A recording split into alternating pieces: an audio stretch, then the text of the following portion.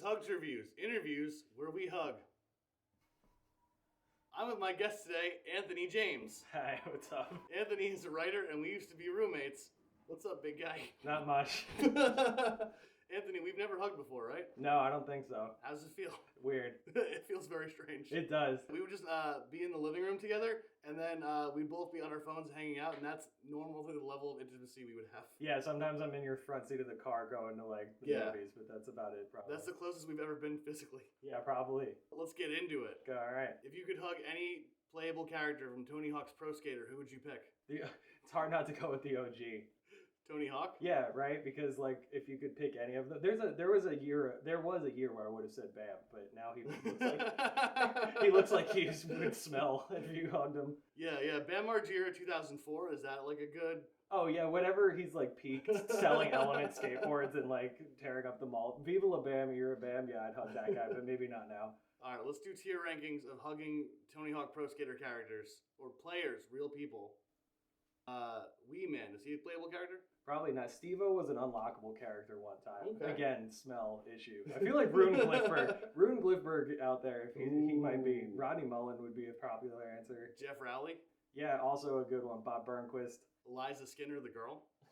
Oh, we're getting into the remakes. All right, I thought this was just... No, she's in the original. Yeah. Oh, all right. Oh my god. Damn. We gotta edit that part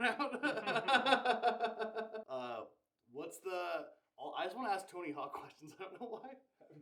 All right. You hyped for Tony Hawk? It's not even something I'm like an expert in. I spent all my pandemic speed running the remakes, which is why this is probably coming up. Okay, yeah. What do you think you're an expert in? I don't know, like movies, but of a very specific era. What era?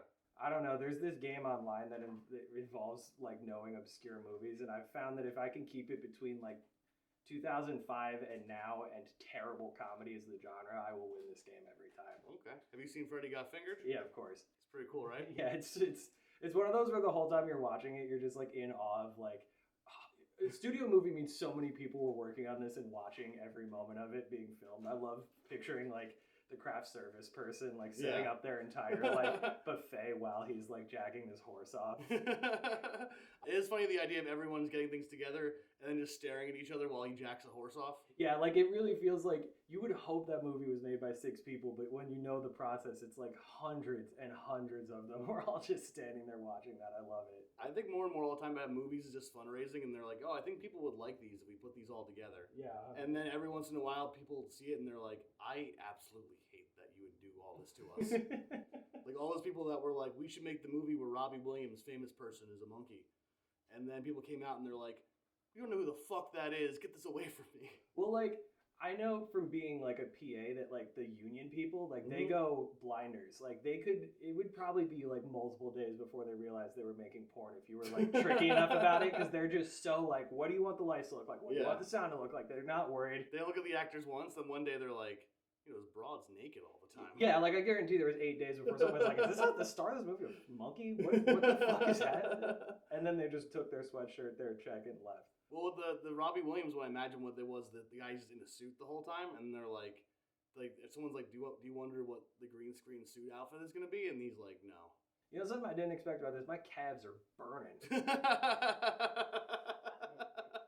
Yeah, it is. Because usually with a hug, you do one. Yeah, and you kind of go back away. But this is all, like... My shoulder is all, like, going weird. Damn. Yeah, I wouldn't even describe myself as liking being touched. So, like, I'm going through, like, a huge... What's your favorite and least favorite place to be touched? Like, I don't know. It's like I understand the joke side of the question, but even trying to like consider it, there's actually like there's a lot of like bad answers. Okay, what's a place that's a bad touch place that you wouldn't expect? Like ears? Oh no, like under like my like chin. Like if you tried to like scratch my chin like a dog, that would be like an instant like I'd be like convulse out. Like my girlfriend knows that too, so that's a straight up. I'll just be enjoying myself and I'll just feel a finger in my chin. Interesting. Yeah. Is there an unexpected good place? Nah, I don't know. I guess. You know, it's when there's so much, failed experiments, you don't want to keep signing up for more at a certain point. Yeah. But it's I guess I'd hold out the possibility that there'd be one to be discovered later. Okay. I'm having a hard time even making eye contact with myself in the camera. Do you have anything you want to ask me? Yeah, no, is this how you thought this one was gonna go? No, but it's definitely. I don't know how any of them are gonna go. I underprepare drastically, and then I'm like, I think it'd be funny to say something weird, and then it is, and then I'm like, oh, Yeah. fuck, what do I say next? This one definitely felt a little more podcast than interview. I didn't expect you to be like, I actually don't even like Tony Hawk. Well, it's not that I don't. I really do. It's just when pressed as to like I said, we had to start going through the lineup, and I was like, I've got 6 confidently. You know who I pick? Who? Spider-Man. Yes. Or what about Darth Maul? Darth Maul is evil, and I hate him. Oh no. All right, Tim, come on in. Yeah. Producer. Tim, what do you think? As former roommates, was there anything you were nervous that the other one was going to find out about?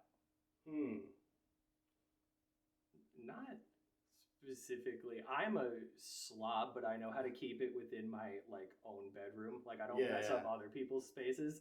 So if like I know some people hate messes enough where they would be mad that my room is like a disaster all the time. Yeah, I would rant and rave about the apartment not being clean enough, and then he'd be like, "Yeah, it is bad," and he'd just go back to whatever he's doing in his room. I'd have it with Anthony, but I had an old roommate where one time he walked in on me, and I was watching the Big Show, which is a sitcom starring pro wrestler The Big Show, and it's for, I think, babies, and that was very upsetting to me.